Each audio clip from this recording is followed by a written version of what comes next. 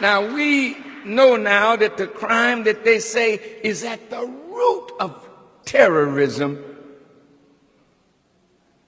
was not committed by Arabs or Muslims at all. What did you say, Farrakhan? Over 2,300 of America's trained architects and engineers have joined in calling for a new investigation of 9/11. Well, what is 9/11? Some of you don't even know what 9/11 is. And that's really bad. 9/11 was the destruction of the World Trade Towers. Does it ring a bell now?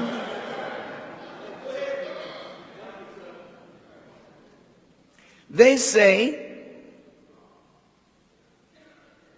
that the World Trade Center buildings were brought down by carefully placed explosives, not by planes.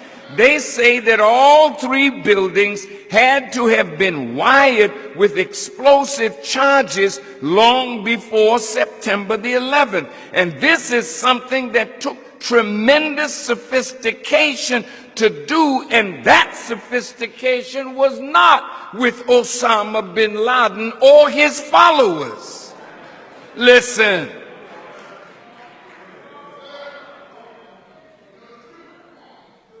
But if it was not Muslims, then who? Thanks to the exemplary work of scholars like Victor Thorne and Christopher Boland, it is now becoming apparent that there were many Israelis and Zionist Jews in key roles in the 9/11 attacks. Now look, if they can prove me wrong, like I said, I'll pay with my life. Since they want to kill me anyway, prove me wrong. We're dealing with thieves and liars and murderers. Listen to this. We know that many Israelis were arrested immediately after the attacks, but quickly released and sent to Israel. We know that the World Trade Center building was insured by its owner, Larry Silverstein, right before the attack, and in the insurance clause, there was a clause that if the building were damaged by terrorist acts, Mr. Silverstein would get paid. And guess what? Mr. Silverstein got $4.8 billion.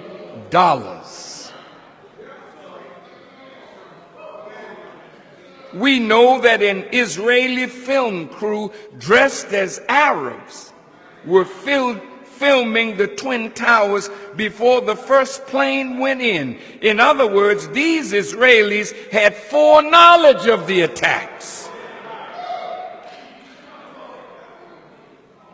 Now look, you say, but planes went in to these towers. Yes, they did. But do you know what kind of technology you have to have as a pilot to fly a plane and drop down to an altitude and turn at an angle at 400 or 500 miles an hour into a building? And the fuel of an airplane is not strong enough to create enough heat to melt the steel structure of that building.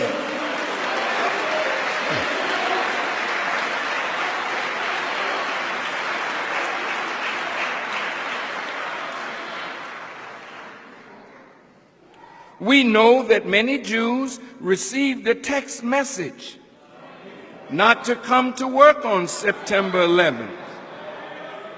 Who sent that message? that kept them from showing up.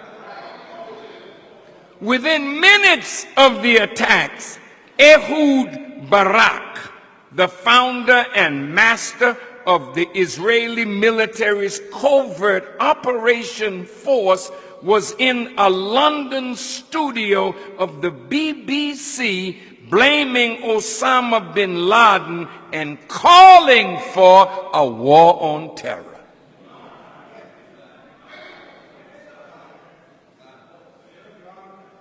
And we know that Benjamin Netanyahu told an audience in Israel, we are benefiting from one thing, and that is the attack on the Twin Towers and Pentagon and the American struggle in Iraq. He added that these catastrophes and wars would swing the American public opinion in the favor of Israel. Why won't America investigate what these scholars and scientists have uncovered about 9/11 and who was really behind it? It now appears that 9/11 was a false flag operation, which is an attack by one country but made to appear like the attack came from another in order to start a war between them. Is this what friendship is?